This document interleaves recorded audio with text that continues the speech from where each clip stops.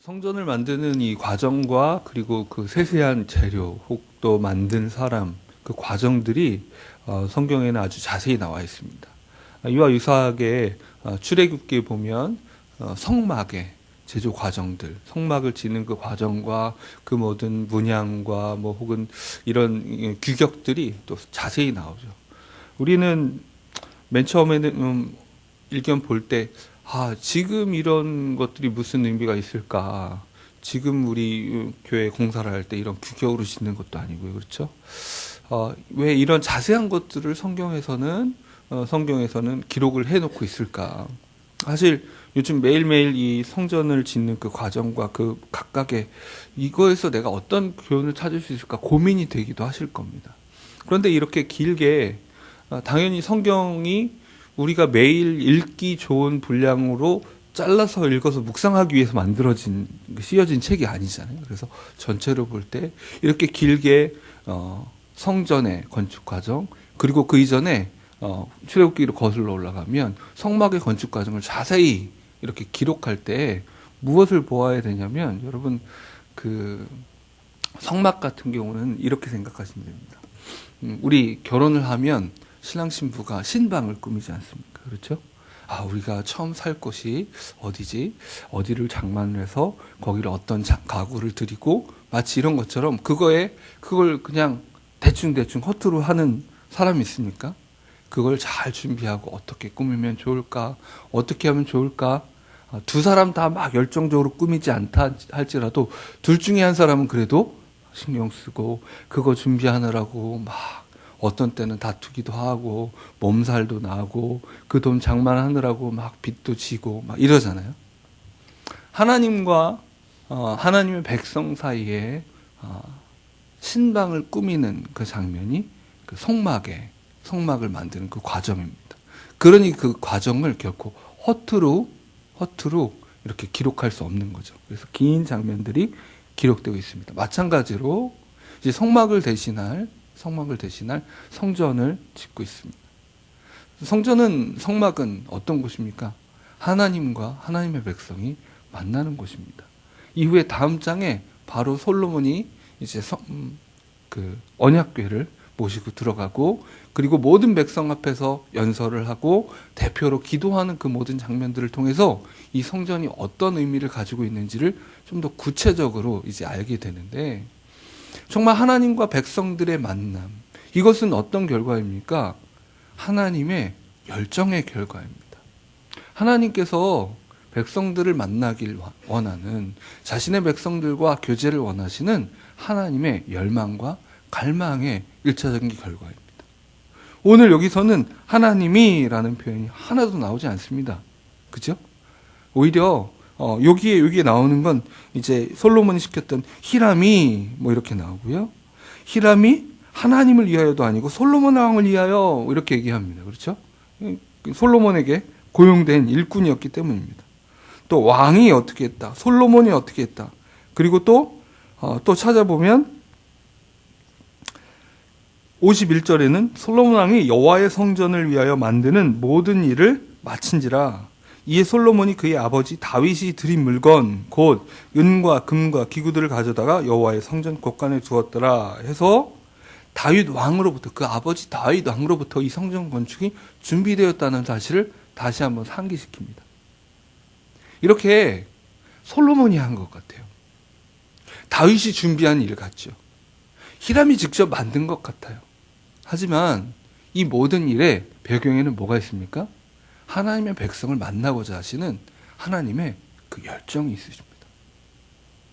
하나님께서 그냥 다윗이 뭐 돈 잘 벌어서 뭐 이랬겠어요? 수많은 정복 전쟁을 거쳐서 다윗이 이 모든 재화들을 마련했거든요. 근데 그 모든 전쟁마다 그 전쟁의 주인이 그 전쟁의 승자가 누구라고 다윗은 시편 곳곳에서 기록하고 있습니까? 그 자신이 용사라고 말하지 않습니다. 그 자신이 그 싸움에서 이겼다고 말하지 않습니다. 오히려 하나님께서 그 전쟁을 주관하셨고 그 모든 전리품들 어떻습니까? 하나님께서 허락하신 것입니다. 다윗은 끊임없이 전쟁의 주인이 하나님이심을 기억하고자 애썼던 거죠. 그런 장면 기억나시나요? 사무엘상하에서 다윗이 어찌하면 저 성읍의 우물물을 나로 먹게 할 사람이 누굴까 했는데 세 용사가 막 목숨 걸고 올라갔다가 물 한 잔 떠가지고 물 한 대접 떠가지고 오는 그 장면이요. 다윗이 어떻게 하죠? 야, 고맙다. 영광스럽게 들이킵니까? 아니죠. 이것은 하나님께 올려드려야 된다고 하나님 앞에 부어드립니다. 감히 자신이 그것을 취할 수가 없는 것이죠. 그 영광을. 이런 그 모든 과정들을 통해서 다윗으로부터 그 이전으로부터 하나님께서 이 성전을 준비해 오신 겁니다. 그리고 그 모든 것을 통해서 솔로몬은 거저 자기의 힘과 지혜로 했습니까? 다윗이 왕위에 오르자마자 한 중요한 것이 무엇입니까? 하나님께 예배하는 것이었고, 또 하나님께서 너의 소원이 무엇이냐, 네가 원하는 바가 무엇이냐 물으실 때에 솔로몬은 하나님, 저에게 지혜를 주십시오. 백성들 앞에 공정히 판단할, 그리고 왕으로서 하나님께서 주신 이 왕권을 정당하게 행사할 수 있는 지혜를 주십시오. 솔로몬은 그 모든 지혜를 이용한 결정체로서 이 성전을 지어서 하나님께 드리고 있죠. 또 하나님의 열정이 담겨 있을 뿐만 아니라 다윗으로 대표되는 하나님을 만나고자 하는 그 백성들의 열정이 이 성전 안에 담겨 있습니다. 얼마나 다윗이 성전을 짓고 싶어 했습니까? 하나님, 저는 이렇게 백향목 궁전에 거하고 있는데 하나님께서 거하신다는 이 상징의 이 성막은 천막이니 어떡합니까? 제가 하나님을 위해서 집을 짓고 싶습니다. 하나님께서 네가 내 집을 짓는다고? 아니다. 내가 너의 집을 지어주마. 너의 가문을 세워주마. 말씀하시면서 다윗 언약을 말씀하시고, 다윗이 비록 성전 건축을 허락받지는 못했을지라도 그가 모든 성전 건축을 위한 그저 모은 재물을 자기 혼자 펑펑 쓰고 물론 그가 모든 유혹에 빠지지 않은 사람은 아니지만 그 모든 것들을 하나님의 성전을 짓기 위해서 곳간에 다 보관해 놨습니다. 비축해 놨던 거예요. 그것들을 가지고 솔로몬이 이제 성전을 지었고, 모든 그 외부 성소의 큰 외형뿐만 아니라 이 모든 기구로 대표되는 이를테면 성전의 인테리어죠. 그렇죠? 인테리어. 그 안에 있는 모든 기구와 모든 것들이 히람을 통해서 노수로 된 것들은 다 장만이 또 되었습니다. 이 모든 하나님의 열정, 그리고 또 하나님을 만나고자 하는 그 백성들의, 다윗으로 대표되는 백성들의 열정이 모여서 이 성전이 건축된 것입니다. 그러니 이 모든 과정들 하나하나를 읽을 때에 우리는 이것을 하나하나 기록하지 않으면 안 되는, 그죠? 여러분, 우리가 왜 앨범에다가 사진을 그렇게 곱게 둡니까? 어디 길거리에 예를 들어서 그게 버려졌어요. 누군가 그걸 막 자세히 보면서 막 의미 있게 보겠습니까? 전혀 그렇지 않겠죠.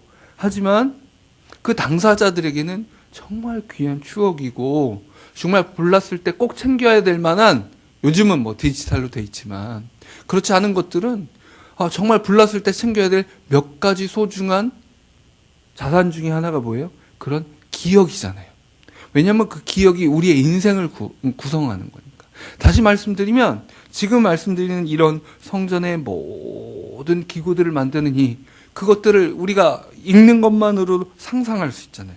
그 성전의 기둥과 그것을 장식하는 그 모든 성류들과, 그리고 또 그 노수로 만든 빛나게 만들, 우리 녹그릇만 상상해도 이해되시잖아요. 하나하나 정성스럽게 그 시대 최고의 장인을 불러다가 만들었을 그 기구 하나하나를 이스라엘 백성들은 기억하는 것이죠.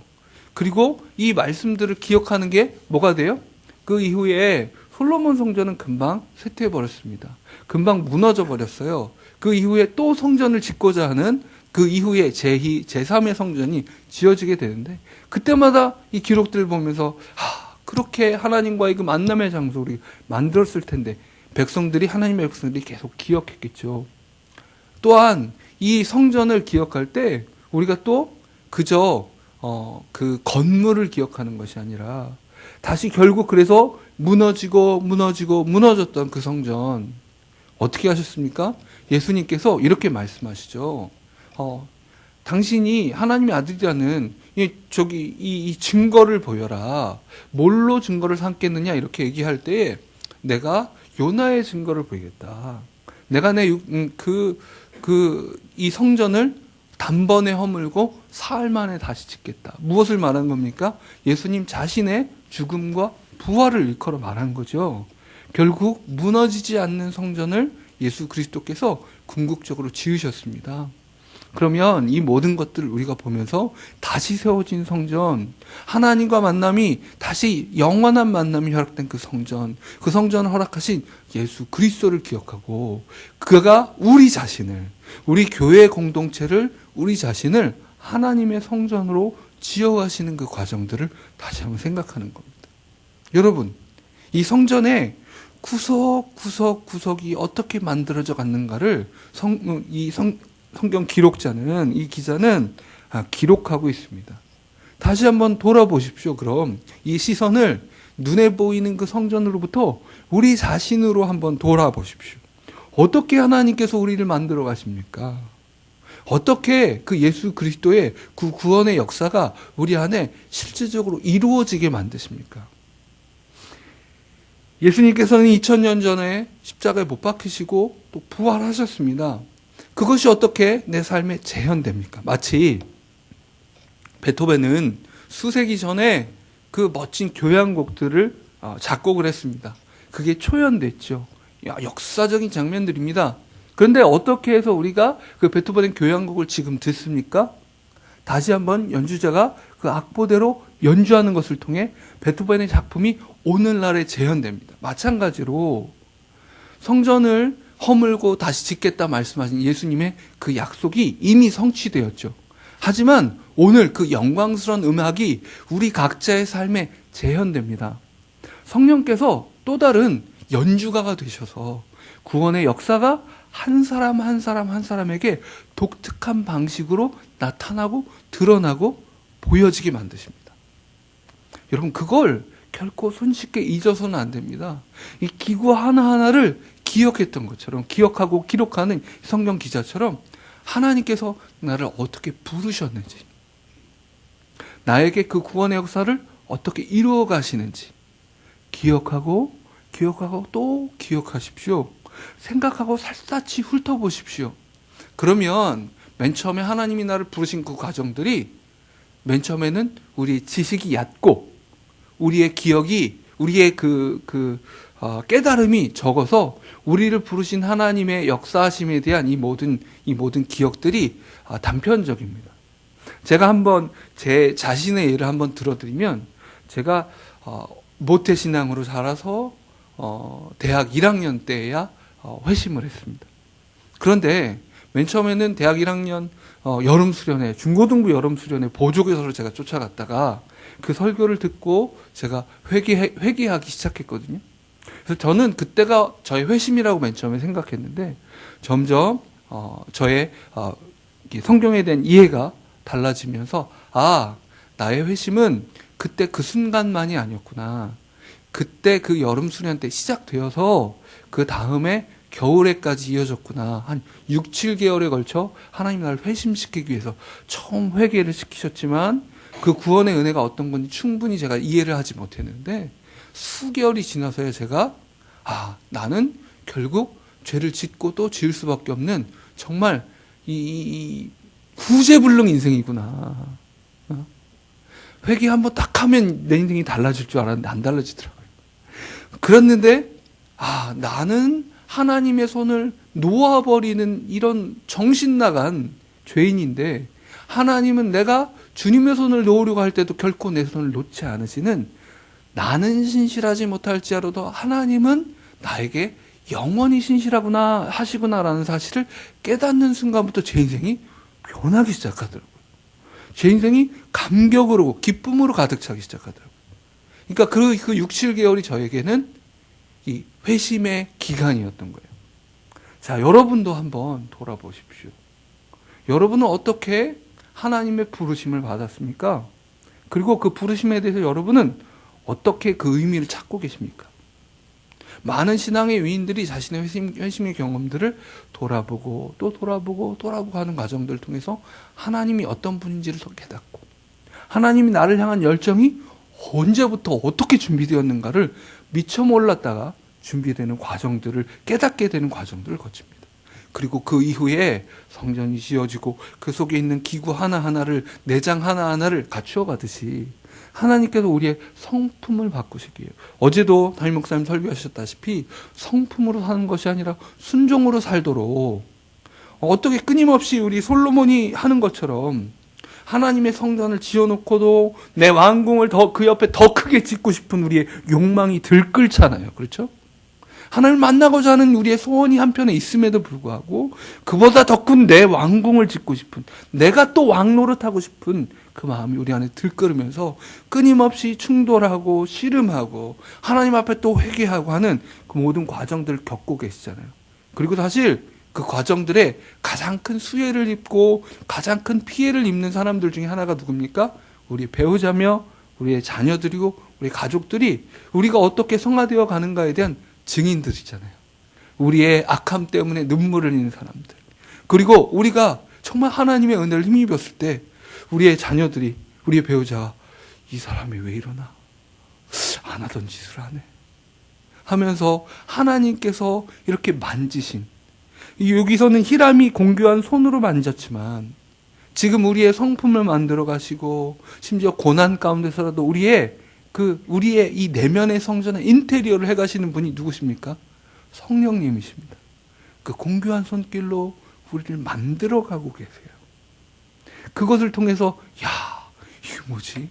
우리 엄마가, 우리 아빠가, 내 아내가, 내 남편이 지금 왜 이러지? 안 하던 말을 하네? 안 하던 행동을 하네? 정말 오늘 요즘 너무 행복해.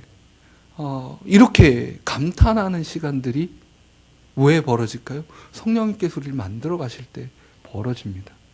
그것을 그저 내가 열심히 고난 가운데 씨름해가지고 기도해가지고 만들어진 것처럼 그렇게 그 영광을 스스로 취하려고 하지 말고 기억하십시다. 어떻게 성령께서 우리를 하나님의 성전으로 만들어 가시는지, 그리스도의 십자가의 능력이, 그 부활의 영광이 어떻게 내게 오늘도 재현되고 있는지 오늘 기억하십시오. 그리고 하나하나 찬양하십시오. 하나님, 내가 아직 부족한 건 너무 많지만 하나님께 나를 이렇게 만들어 가셨죠. 그때 그날 그 사건을 통해서 지금 이 고난 가운데, 이 눈물 가운데 하나님이 나를 만들고 계시죠. 그렇게 그분의 손길을 찬양하며 기억하시는 우리 모두가 되기를 소원합니다. 기도하겠습니다. 하나님 아버지, 우리를 만나시고자 하는 그 하나님의 열정, 우리를 포기하시지 않은 그 하나님의 마음이 이 성전 안에 담겨 있습니다. 그리고 이제 그 성전으로 무너질 건물이 아니라 이 영원한 우리 자신을 하나님의 성전으로 지어가시는 것을 감사드리고 찬양합니다.